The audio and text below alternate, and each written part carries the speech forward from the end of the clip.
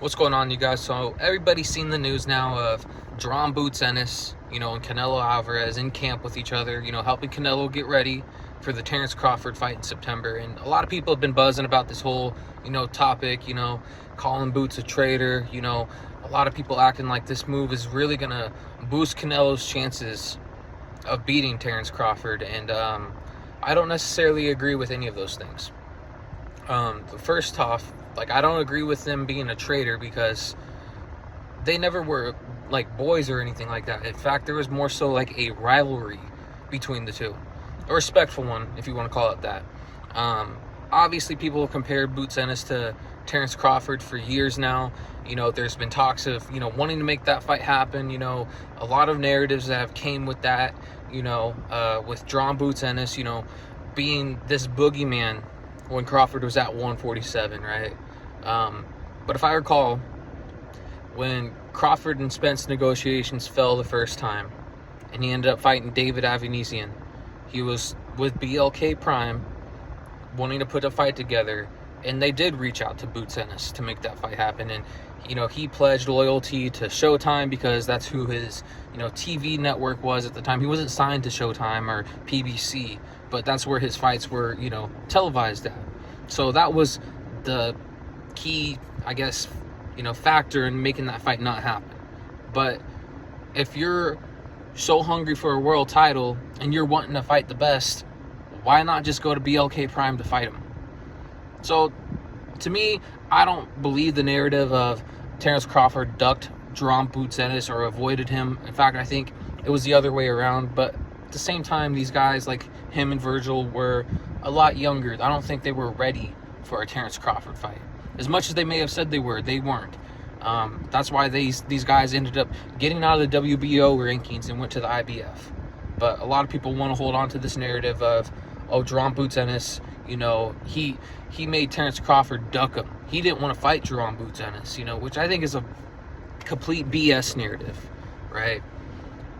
Moving on to, do I think this move for Canelo, bringing Boots into this camp is going to be a big factor in him winning this fight? No, I don't think it changes the course of the fight in any way. I think it's good work. I mean, you have another notable, high-profile fighter in camp with you, and there's a lot of comparisons. At least, a lot of people make comparisons between Boots and Crawford, right? But I don't think it's going to be any change in the fight. And the reason I think that is because I think stylistically they're different. I know they share the same ability to switch and fight out of both stances, but Terence Crawford is in a level of his own. Boots isn't on the level of a Terence Crawford. I think there's obviously at this stage in Crawford's career, I think he's a lot more poised. I think his IQ is higher than a Jaron Boots Ennis.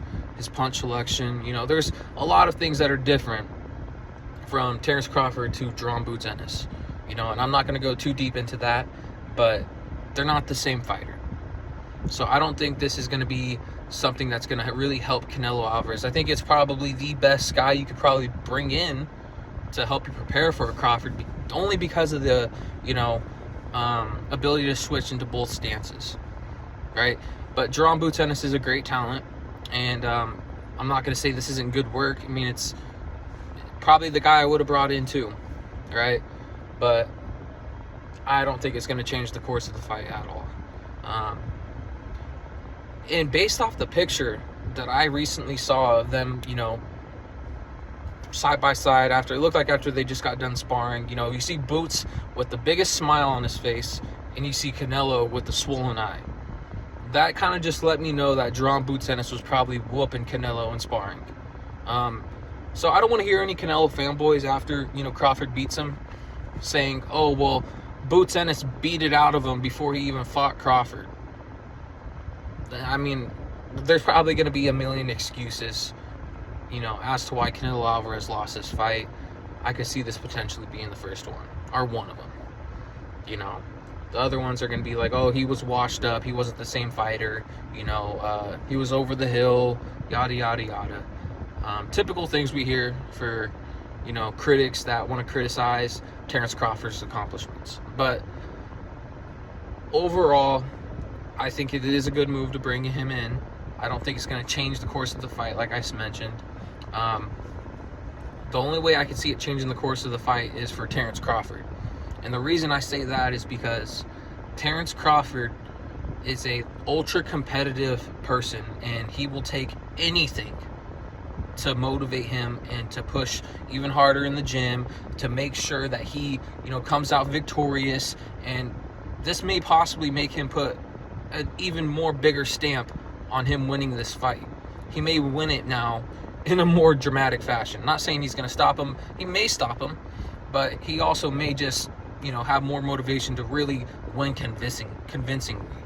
I think Terence Crawford is the Michael Jordan of boxing. And yeah, you can say for, skill set in terms of him being a basketball player and Crawford being a boxer, but both at the top of their games when they were in the league or, fighting. But what I mean by that is just the mentality, right? Terence Crawford and Michael Jordan are the same in that aspect. Michael Jordan was a ultra competitive person that didn't want to lose at literally anything. If it was a contest to pick what side of the quarter it lands on when you throw it up against the wall, if he isn't winning, he's getting pissed. Anything he did, he had to win. Anything he saw in the media, like on newspaper articles, something that opponent said or a coach said, he used that as fuel to make sure, he goes out there and dominates or wins at whatever he's trying to do. A coach may put out, a statement saying, no, we're going to stop him or whatnot. He may use that as motivation and then go out there and drop 60 on him. But for Crawford, it's the same thing. He can't lose a ping pong game. He can't lose a 3-point shootout to Ryan Clark. Literally anything he does, he has to win. It's an ultra competitive mindset. It's almost like a psychotic ultra competitive mindset. And I could see him looking at this situation, with all the people that are now praising Canelo for bringing him in. He's just going to use that as motivation to just show you that Jaron Boots Ennis is not me. So you bringing him in isn't going to do anything to change the course of this fight, and I'm going to make sure of that. I can see him using this as fuel to the fire. And it is kind of a rivalry. You're bringing in, as much as they've never fought, there's been talks of them fighting and things like that, but if anything, you can kind of say that Jaron Boots Ennis, did this out of spite for Crawford. He probably did get paid really well to go in there for Canelo, but like at the same time, there's an extra motivation to go in there just to make sure, Crawford loses. And it's because of, the back and forth, the history between the two. So honestly, all in all, I think this just gives Terence Crawford more motivation to go out there and win this fight. I don't think it does anything for Canelo. But those are my thoughts. Let me know what you guys think. Do you guys think this is going to be a move that changes the course of the fight for Canelo? Or do you view this as, it's not going to matter at all? But let me know. Hate, like, comment, subscribe.